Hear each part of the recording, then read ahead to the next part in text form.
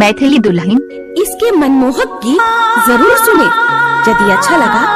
तो channel subscribe जरूर करें। चलो दिल्ली सहरिया में चलो दिल्ली सहरिया में चलो दिल्ली सहरिया में प्यार करे न छे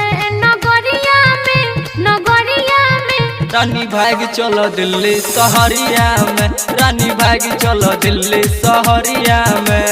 ताना मारे छे डगरिया में ताना मारे छे डगरिया में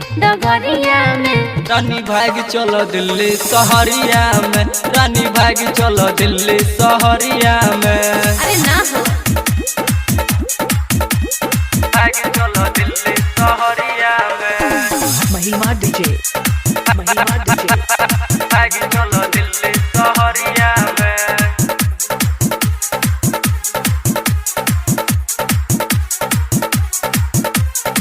रानी भाग चलो दिल्ली सहरिया में भाग चलो दिल्ली सहरिया में जल्दी से चल गोरी करे न टेंशन बाबू के हमारा मिल पेंशन जल्दी से चल गोरी करे न टेंशन जल्दी से चल गोरी करे न टेंशन जल्दी से चल गोरी करे न टेंशन बाबू के हमारा मिल पेंशन रहै छो भाई हमरा तो के जागल केंगो हम अभियो सुनरिया भागल मिल देतौ अपना रहरिया में